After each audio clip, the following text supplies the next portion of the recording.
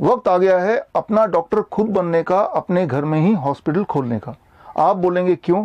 कारण ये कि अब अच्छे दिन नहीं रहे और जो आप देख रहे हैं यह है भारत के इतिहास का सबसे बड़ा काला सच।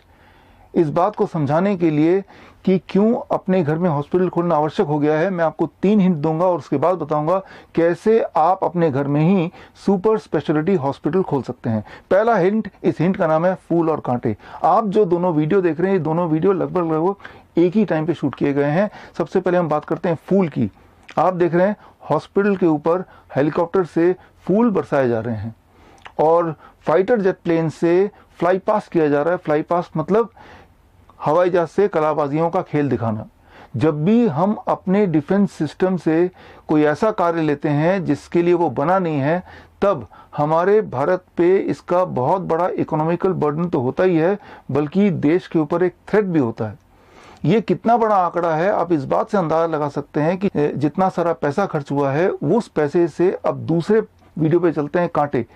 अगर इस पे खर्च किया जाता तो ये कांटे वाला वीडियो बनाने की आवश्यकता ही नहीं होती। यहाँ एक माँ सूरत से चली है अपने बच्चे को लेके और हाथ में सारा लगेज लेके इलाहाबाद के लिए, वो भी पैदल। इसके आगे मुझे बताने की आवश्यकता नहीं है, वीडियो देख के आप खुद ही समझ गए होंगे।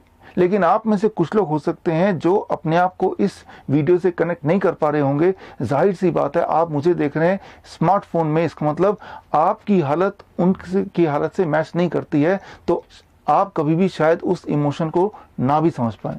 तो खैर, हम चलते हैं दूसरे हिंट पे। दूसरे हिंट का नाम है ह्यूमन गिनी पिग। यहां मैं बात करूंगा वियतनाम की। वियतनाम एक ऐसा देश जहां पे कोरोना वायरस भारत से बहुत पहले आ गया था, लेकिन उसके बावजूद भी आज total number of death because of corona virus is 0। Vietnam में पिछले 7 साल से मेरा डायबिटीज का सेंटर है कई जगह पे। वहाँ काफ़ी सारे डॉक्टर्स हैं जिनके साथ मैं काम करता हूँ, जो मेरे साथ काम करते हैं। मैंने उनसे पूछा राज क्या है, वियतनाम में कोरोना वायरस से कोई भी इंसान मरता नहीं है या अभी तक कोई भी इंसान मरा क्यों नहीं। उनका कहना है कि जब भी कोई भी इंसान कोरोना वायरस से पीड़ित पेशेंट उनके हॉस्पिटल में आते हैं तो सिर्फ सिम्टोमेटिक रिलीफ देते हैं, एक्सपेरिमेंटल ड्रग नहीं देते हैं। अब इन कॉन्ट्रास्ट ऑफ दिस, अगर हम भारत की बात करें, भारत में एंथुजियास्टिकली WHO के रिकमेंडेशन से ऐसी दवाइयां हिंदुस्तानियों पे यानी कि हम पे दी जा रही हैं जो एक्सपेरिमेंटल ड्रग के कैटेगरी में आते हैं। मतलब HIV की दवा, मलेरिया की दवा, ऐसी दवाइयां जिनका कोरोना से कोई लेना देना नहीं है, जिसमें कोई एविडेंस नहीं है कि कोरोना के पेशेंट को किसी भी प्रकार से कोई फायदा हो सकता है। हाँ, ये एविडेंस है कि कोरोना के पेशेंट को नुकसान हो सकता है, बहुत ज्यादा नुकसान हो सकता है, उसके बावजूद भी ये दवाइयां हमारे पेशेंट को दी जा रही हैं। आप इस बात से अंदाजा लगा सकते हैं कि एक ग्रुप ऑफ पेशेंट जिनको मलेरिया की दवा दी जा रही है in comparison to the group of patient जिनको कोई दवा नहीं दी जा रही है, जिनको मलेरिया की दवा दी जा रही है उनके मौत के चांसेस, उनके मरने के चांसेस लगभग 300% है, यानी कि 3 टाइम्स। और शॉकिंग बात यह है कि बात सिर्फ यहीं खत्म नहीं होती। अभी रिसेंटली अप्रूव हो गया है एक और ट्रायल, ह्यूमन ट्रायल भारतीयों पे। वो ह्यूमन ट्रायल है ट्यूबरक्लोसिस के वैक्सीन का। उम्मीद कर रहे हैं कि ट्यूबरक्लोसिस के वैक्सीन से कोरोना पेशेंट ठीक होगा। देखिए, ट्यूबरक्लोसिस एक बैक्टीरिया से होता है और कोरोना एक वायरस है, दोनों में कोई संबंध नहीं है। लेकिन कोई लॉजिक ना होते हुए भी, कोई एविडेंस ना होते हुए भी, अब आप भारतीय नहीं हैं, आप बन गए ह्यूमन गिनी पिग। एक तरफ तो हमारी सरकार WHO के कहने पे जोर शोर से एक्सपेरिमेंट पे एक्सपेरिमेंट किए जा रहे हैं और लोग मरते जा रहे हैं।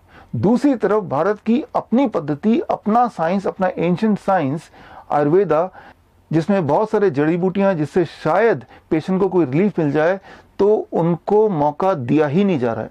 आप बोलेंगे भाई पेशेंट को इम्यूनिटी बढ़ाने के लिए जड़ी बूटियां डिस्ट्रीब्यूट कर रहे हैं लाखों की तादाद पे। देखिए, मैं प्रिवेंशन की बात बिल्कुल नहीं कर रहा और मैं ये भी बात नहीं कर रहा हूं कि ऐसे पेशेंट जो सिर्फ नाम के पेशेंट है, मतलब जिनमें डायग्नोस तो पॉजिटिव आया लेकिन कोई सिम्टम नहीं, मैं उन पेशेंट की भी बात नहीं कर रहा। मैं सिर्फ आपसे ये पूछना चाहता हूं, मान लो कोई ऐसा पेशेंट है जो कोरोना पॉजिटिव भी है, उसको सिम्टम्स भी हैं, क्या इंडिपेंडेंटली एक आयुर्वेदिक डॉक्टर और या फिर यूनानी डॉक्टर या नेचुरोपैथिक डॉक्टर या फिर होम्योपैथिक डॉक्टर उसे ट्रीट कर सकता है? क्या उसे इजाजत है? The answer is no. यहाँ समझने के लिए, समझाने के लिए एक उदाहरण देता हूँ। इमेजिन कीजिए एक छोटा बच्चा अपने पापा से बोलता है, पापा पापा मैं आपकी गाड़ी चलाऊंगा, मुझे भी कार चलाना है। पापा सोचता है ये तो छोटा बच्चा है, ये क्या कार चलाएगा। उसकी जिद को मानने के लिए एक छोटा सा टॉय कार ले आता है और बच्चा वो टॉय कार पे बैठता है और पापा बोलते हैं देखो आपने भी कार चला लिया। लेकिन मान लीजिए छोटा बच्चा और जिद करता, नहीं नहीं मुझे तो आप ही वाली कार चलानी है। अब पापा उसकी जिद को पूरा करने के लिए क्या करते हैं, उस बच्चे को अपनी गोद में बिठाते हैं और स्टीयरिंग पकड़वाते हैं और एक फोटो खींचते हैं और बाद में फोटो दिखाते हैं, देखो बेटा आपने कार कितना अच्छा चलाया। हमारे देश का जो आयुर्वेद है उसकी भी हालत यही है। हमारे देश में आयुर्वेद की दवा किसको दी जा रही है, वो क्वारंटाइन के लोगों को जो सिर्फ कोरोना के पेशेंट के कांटेक्ट में आए हैं, और फिर वो पब्लिसाइज करके बता रहे हैं देखो भाई आयुर्वेद को हमने शामिल कर लिया। या फिर वो कोरोना के एक्चुअल पेशेंट जिनको एलोपैथी की ट्रीटमेंट मिल रही है, साथ में आयुर्वेद के थोड़े बहुत जड़ी बूटियां दी जा रही हैं। मतलब उस बच्चे की तरह जो पापा की गोद में बैठा हुआ है। अगर हमारी सरकार को आयुर्वेद पे विश्वास है ही नहीं तो ये जो आयुष डिपार्टमेंट है इसको बंद कर देना चाहिए और आयुर्वेदिक सारे डॉक्टर्स जो हैं इनके सर्टिफिकेट कैंसिल कर देना चाहिए। एक तरफ तो हिंदुस्तान जो एक्सपेरिमेंट पे एक्सपेरिमेंट कर रहे हैं, भारतीयों को गिनी पिग बना के रख दिया, मौत पे मौत हुई जा रही है। दूसरी तरफ तंजानिया एक बहुत ही गरीब देश, लेकिन यहाँ के जो प्रेसिडेंट हैं उनको अपने थेरेपी पे विश्वास है पूरा, और WHO के दवाओं के बावजूद भी अपनी ही जड़ी बूटियों से अपने देशवासियों के इलाज में लगे हुए हैं। और ऐसे बहुत सारे देश हैं। फॉर एग्जाम्पल कंबोडिया एक बहुत ही छोटा देश है जहां पे कोरोना वायरस भारत से बहुत पहले पहुंच चुका था, लगभग चाइना के इमीडिएट बाद कंबोडिया में आया था, लेकिन वहां पे total number of death because of corona virus is 0। मैं ये बोलना चाह रहा हूं कोरोना वायरस एक कॉमन नॉर्मल फ्लू है। अगर यहाँ पे कोई डेथ हो रहा है तो उसके कारण को इन्वेस्टिगेट करना बड़ा इंपॉर्टेंट है कि वो death is because of corona virus और वो डेथ कोरोना वायरस की इलाज की वजह से है। अब मैं बात करूंगा तीसरे क्लू की, तीसरे हिंट की। तीसरे हिंट का नाम है hospitals are shut for you. Hospitals के दरवाजे आपके लिए बंद हो चुके हैं। आपके लिए ये तीसरा हिंट काफी होगा समझना, क्योंकि आप अखबार में, टीवी में आप ये देख ही रहे हैं, चाहे वो हार्ट अटैक का पेशेंट हो, कार्डियक अरेस्ट का पेशेंट हो, फ्लू का पेशेंट हो, किसी भी बीमारी का पेशेंट हो, इमरजेंसी पेशेंट हो, वो जब हॉस्पिटल जाता है तो हॉस्पिटल के दरवाजे उनके लिए बंद है। बहुत ही दुख के साथ मुझे बोलना पड़ रहा है, 2 दिन पहले की न्यूज आपने पढ़ी होगी। भारत में के राजधानी यानी कि दिल्ली में एक कांस्टेबल, एक सिपाही जो कि गवर्नमेंट के कहने पे डट के खड़ा होता है, सड़क पे दिन रात एक कर देता है। अब जब उसको इलाज की जरूरत पड़ी तो उसके दोस्त जो कि बाकी पुलिस वाले थे वो हॉस्पिटल ले जा रहे हैं और सारे हॉस्पिटल में दरवाजे बंद है इस कांस्टेबल के लिए, और हॉस्पिटल के दरवाजे पे ही कांस्टेबल का देहांत हो जाता है। और ये सिर्फ एक उदाहरण नहीं है, ऐसे उदाहरण हर शहर में मिल जाएंगे। 2 दिन पहले की उसी दिन की बात है, कानपुर में एक लेडी कांस्टेबल जो 3 दिन पहले ही मां बनी थी, वो उनको भी हॉस्पिटल के दरवाजे बंद नजर आए और रास्ते में ही फिर दम तोड़ दिया। और बहुत ही दर्दनाक बात है, आगरा की 6 महीने की बच्ची 6 हॉस्पिटल के चक्कर लगा लिए, सारे हॉस्पिटल ने एडमिट करने से मना कर दिया और अल्टीमेटली द चाइल्ड डाइड। सो यहां जरूरी है आपको अपना डॉक्टर बनना, अपने घर में ही अपना हॉस्पिटल खोलना। तो चलते हैं, अपना डॉक्टर कैसे बने, हम कैसे अपने घर में ही अपना इलाज करें, सुपर स्पेशलिटी हॉस्पिटल की तरह नहीं, उससे ज्यादा अच्छा, बहुत ज्यादा अच्छा, विद प्रूवन साइंस। तो इसको समझने के लिए आप सिर्फ एक बात समझिए कि जो बीमारियां होती हैं वो 2 कैटेगरी की होती हैं। देखिए, यहां समझने के लिए आपको डॉक्टर होने की आवश्यकता नहीं है, किसी मेडिसिन की नॉलेज होने की भी जरूरत नहीं है, आपको जरूरत है थोड़ी बहुत कॉमन सेंस। बेसिक बात यह है कि कोई भी बीमारी को आप 2 कैटेगरी में बांट सकते हैं, या तो एक्यूट या क्रॉनिक। क्रॉनिक का मतलब है जो लंबे समय से बीमारी चल रही है, जैसे डायबिटीज है, हार्ट डिजीज है, कैंसर है, थायराइड डिजीज है, आर्थराइटिस है, अस्थमा है, क्रॉनिक। एक्यूट है जो अचानक हो गया, जैसे फ्लू अचानक आ गया, या फिर पेन, दर्द, माइग्रेन अचानक आ गया, या स्टमक एक अचानक हो गया, या लूज मोशन है, डायरिया है अचानक, या फिर ब्रेन स्ट्रोक है, या हार्ट अटैक है, या कार्डियक अरेस्ट है अचानक। जो अचानक वाले उसे बोलेंगे एक्यूट, और क्रॉनिक उनको बोलेंगे जो लंबे समय से चल रहा है। अब जो लंबे समय से चल रहा है पहले उसकी बात कर लेते हैं। उसमें डायबिटीज आ गया, हार्ट डिजीज आ गया, इन सारी बीमारियों में आपको यूज करना है DIP डाइट। DIP डाइट कैसे यूज़ करेंगे? DIP डाइट को समझने के लिए स्क्रीन पे दिए हुए जो वीडियो है, इस वीडियो के लिंक पे जाके आप DIP डाइट देख सकते हैं, समझ सकते हैं। छोटा सा वीडियो है, आपको DIP डाइट एकदम क्लियर हो जाएगा। ये वीडियो मेरे YouTube चैनल में है, फेसबुक में है फिलहाल अभी तक, लेकिन मुझे पूरा यकीन है कि फेसबुक और YouTube ये वीडियो जल्द से जल्द डिलीट कर देंगे। अगर ऐसा होता है तो आप स्क्रीन पे दिए हुए इस लिंक में मेरे वेबसाइट पे जाके भी इस वीडियो को देख सकते हैं और देख के समझ सकते हैं कि DIP डाइट होता क्या है। और आपको समझ आ जाएगा कि 3 दिन के अंदर ही आपका ब्लड शुगर टेपर डाउन हो जाएगा। आपकी मजबूरी हो जाएगी डायबिटीज की दवा को कम करना या फिर इंसुलिन को टेपर डाउन करके ऑलमोस्ट धीरे धीरे नील करना। तो ये जो DIP डाइट कैसे लेना है मैं आपको समझा दूं। ये 2 फेजेस में बांट सकते हैं। फेज 1 ऐसी बीमारियां जो आपके इनिशियल स्टेज में हैं। डायबिटीज के केस में जो डायबिटीज के दवाइयों पे हैं, सिर्फ मेडिसिन पे हैं, वो फेज 1 पेशेंट बोल सकते हैं। जो इंसुलिन पे है वो फेज 2 पेशेंट बोल सकते हैं। या फिर हार्ट डिजीज में जो सारे कामकाज कर पा रहे हैं लेकिन जब सीढ़ी चढ़ते हैं तब थोड़ा एंजाइना होता है, दर्द होता है, या जब भारी भरकम काम करते हैं तब पेन होता है, तो फेज 1 पेशेंट। या फिर ऐसे पेशेंट जो उठते बैठते हमेशा दर्द ही दर्द रहता है, फेज 2 पेशेंट। या फिर ऐसे पेशेंट जो 10 साल से ज्यादा हो गए दवाई खाते खाते आराम नहीं मिला, फेज 2 पेशेंट। कैंसर के केस में स्टेज 2 कैंसर तक बोलेंगे फेज 1 पेशेंट, उसके बाद बोलेंगे फेज 2 पेशेंट। अस्थमा के केस में अगर एक बार पंप करने से पूरा दिन भर का काम चलता है, फेज 1 पेशेंट। अगर 2 बार 3 बार 4 बार लेना पड़ता है तब आपका काम चलता है, फेज 2 पेशेंट। जो फेज 1 पेशेंट है उनको सिंपल DIP डाइट पे रहना है, और डाइट पे रहने से कितने दिन में आराम मिलेगा वो सारा कुछ आपको उस वीडियो में दिख जाएगा। और फेज 2 वाले जो पेशेंट हैं वो फेज 2 वाले पेशेंट को DIP डाइट माइनस प्लेट 2 इन लंच वाला जो प्लेट 2 है उसको खत्म कर देना है फेज 2 वाले पेशेंट को, तब तक खत्म रखना है जब तक आप फेज 2 में हैं। और जब आपके सिम्टम या आपकी दवाइयां टेपर करते करते फेज 1 में पहुंच गया, तब DIP डाइट जो स्टैंडर्ड DIP डाइट है उसे फॉलो करना है, उसे जिंदगी भर फॉलो करना है। और जब उसे फॉलो करेंगे, स्टेज 1 के पेशेंट के लिए मैं बोल रहा हूँ, फेज 1 के पेशेंट के लिए बोल रहा हूँ, तो हफ्ते में 1 दिन 1 मील चीटिंग डाइट भी चलेगा। चीटिंग डाइट का मतलब ये है हफ्ते में 1 बार जो मर्जी खाओ तब भी चल जाएगा। मैं ये बोलना चाह रहा हूं कि आपके टेस्ट के अनुसार जो भी आप खाना चाहें उसकी अनुमति है, लेकिन कभी कभी ताकि हेल्थ भी मेंटेन करें और साथ में अपना टेस्ट भी मेंटेन करें, दोनों का एक अच्छा कॉम्बिनेशन। अच्छी बात यह है कि कुछ दिनों में, मैं महीनों की बात नहीं कर रहा, कुछ दिनों में आपकी दवाइयां भी छूट जाएंगी और आपका हेल्थ भी अच्छा होने लगेगा, ऊपर से आप लाइफ का मजा भी उठा पाएंगे। तो ये तो बात हुई क्रॉनिक डिजीज की। अब बात करते हैं एक्यूट डिजीज। एक्यूट डिजीज में आता है फ्लू मतलब जब बुखार आ गया या लग रहा है कि बुखार आ जाएगा या कमजोरी सी फील हो रही है, वीकनेस फील हो रही है, तो जैसे ही पहला सिम्टम आएगा आपको यूज करना है 3 step flu diet. 3 step flu diet क्या है? वो सिर्फ 72 आवर्स में ठीक करता है या कर सकता है। 3 स्टेप फ्लू डाइट को समझने के लिए आप स्क्रीन पे दिए हुए लिंक को में जाके ये वीडियो देख लीजिए, आपको बिल्कुल समझ आ जाएगा। ये वीडियो YouTube में था, फेसबुक में था, और फेसबुक YouTube ने ये वीडियो डिलीट कर दिया, तो ये वीडियो अभी सिर्फ मेरे वेबसाइट पे है, वहां से आप डाउनलोड करके अपने लिए संभाल के रख लीजिए। अब इसके बाद एक्यूट डिजीज, मान लो चेहरे मुंह के अंदर कोई छाला पड़ गया, कोई अल्सर हो गया, कोई सोर हो गया, या फिर कहीं दांत में दर्द हो गया, तो क्या करेंगे?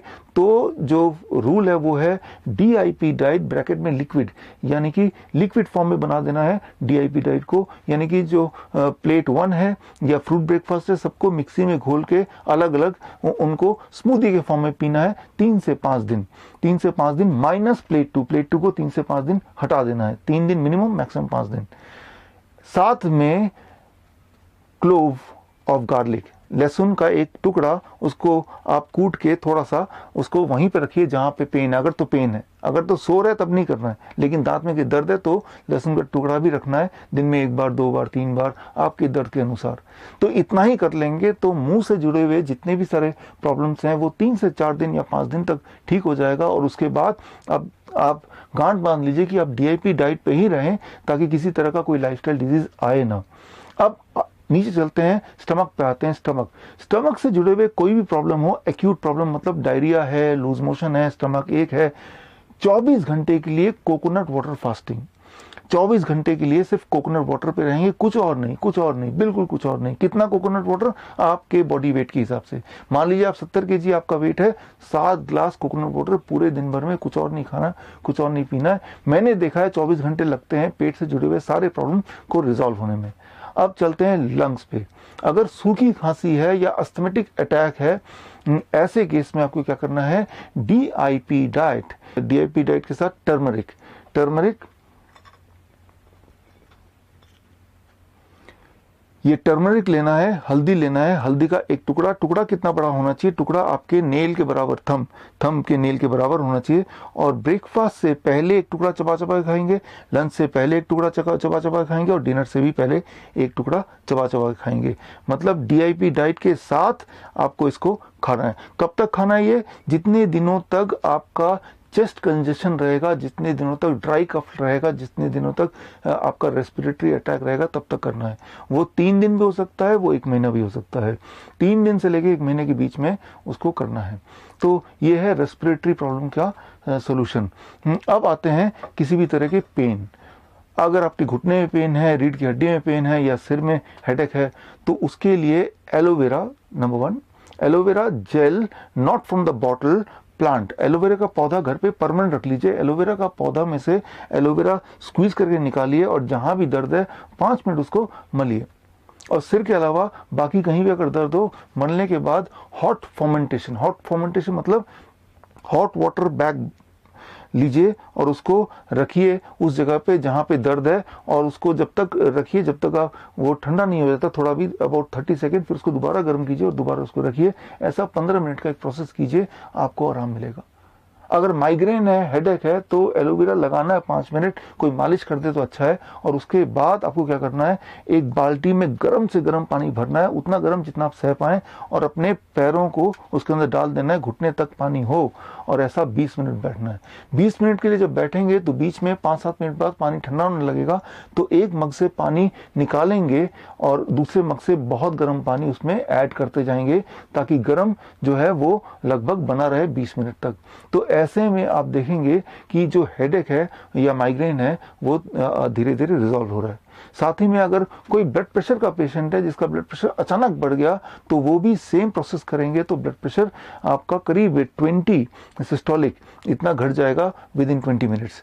और इतना घट जाएगा तो वो नॉर्मल ब्लड प्रेशर रेंज में आ जाएगा mostly, and that is a quick and safe relief.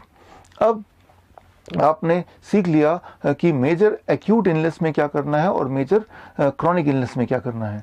लेकिन कुछ एक्यूट प्रॉब्लम ये भी होती है, जैसे किसी को हार्ट अटैक आ गया, किसी को कार्डियक अरेस्ट आ गया, किसी को ब्रेन स्ट्रोक हो गया। ऐसे में क्या करेंगे? ऐसे में क्या करना है? या कोई डायलिसिस का पेशेंट है, हॉस्पिटल नहीं जा पा रहा, तो अभी क्या उपाय है? जा तो पा ही नहीं रहा, तो घर बैठ के हम मौत का वेट करें या हम कुछ पॉजिटिव करें जिसमें उस इंसान के बचने के चांसेस बढ़ जाएं। You can save somebody's life अगर आप थोड़े से टेक्निक सीख लेंगे। लेकिन वो टेक्निक सीखने के लिए 15-20 मिनट काफ़ी नहीं है, आपको मुझे देना पड़ेगा। You have to give me about 1 day, एक दिन आपको मेरे साथ बिताना पड़ेगा। लिंकन यूनिवर्सिटी जो दुनिया में लगभग 300 रैंकिंग है जिसकी, मलेशिया का यूनिवर्सिटी है, एक इंटरनेशनल फेमस यूनिवर्सिटी है। लिंकन यूनिवर्सिटी के लिए मैंने एक ट्रेनिंग बनाया, इमरजेंसी ट्रेनिंग मॉड्यूल बनाया है, जिसका नाम है certified code blue trainers course. ये सर्टिफाइड कोड ब्लू ट्रेनिंग का मॉड्यूल मैंने तैयार किया है, जो लिंकन यूनिवर्सिटी में पढ़ाया जाता है डॉक्टर को और मेडिकल प्रोफेशनल को। तो ये ट्रेनिंग में जो फीस है इसकी 21,000 है जो स्टूडेंट भरते हैं।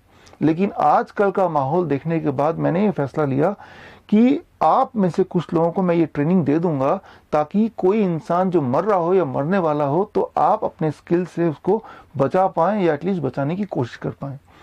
तो इसको सीखने के लिए आपको डेडिकेशन की जरूरत है, और एक दिन आपको स्पेयर करना पड़ेगा मेरे साथ ऑनलाइन जूम पे आगे। तो आप में से वो लोग जो तैयार हैं, तो मेरे पास एक प्रपोजल है, हर कॉलोनी में से, हर सोसाइटी में से एक या दो लोगों को आप नॉमिनेट कर सकते हैं, और स्क्रीन पे दिए हुए ईमेल आईडी पे अपना उनका नाम और उनका फ़ोन नंबर वगैरह सब डाल सकते हैं, ताकि नियर फ्यूचर में इसी महीने जब मैं ऑर्गेनाइज करूंगा जूम पे ये ऑनलाइन ट्रेनिंग तो मैं आपको इंटीमेट कर दूंगा, आप जुड़ जाएंगे और ये ट्रेनिंग लेंगे। और ये ट्रेनिंग अगर आपने ले लिया तो अपने कॉलोनी में आप लोगों तक भी ये पहुंचा सकते हैं। यानी कि आपका कॉलोनी और आपका घर ही बन गया आपका हॉस्पिटल, एक ऐसा हॉस्पिटल जिसमें ना तो कहीं जाने की जरूरत है, वैसे भी सारे हॉस्पिटल के दरवाजे आपके लिए बंद हो ही चुके हैं। और दूसरा, घर बैठ के safest and long term health का ये एक सबसे अच्छा तरीका। अगर आपको मेरी बात पे विश्वास नहीं आ रहा है कि ये सारे मेथड काम करेंगे या नहीं करेंगे, तो आप एक काम कीजिए, पहले टेस्ट कीजिए। कैसे टेस्ट करना है? मुझे पता है कि पिछले 6 सालों में लाखों भारतीय और भारत के बाहर भी लोग इसे आजमाते आए हैं और लोग ठीक होते आए हैं। आप अपने बिलीफ को बढ़ाने के लिए अपने फेसबुक में जाइए और या अपने नेटवर्क में जाइए, इंटरनेट के नेटवर्क में, फेसबुक हो सकता है, व्हाट्सएप हो सकता है, और आप एक वहाँ पे पोस्ट कीजिए फोटो कि क्या किसी ने DIP डाइट यूज़ करके, डॉक्टर बिशरू बड़ौचौधरी के DIP डाइट यूज़ करके अपने आप को ठीक किया है। मुझे यकीन है पूरे भारत में लाखों लोगों ने अपने आप को ठीक किया है, तो आपके नेटवर्क में कोई ना कोई आदमी मिल जाएगा जो बोलेगा हाँ हमने ठीक किया है। तो यानी कि आपके जान पहचान का अगर कोई ठीक हो रहा है तो उससे आपको फेथ आ जाएगा, विश्वास आ जाएगा, यस इट वर्क्स।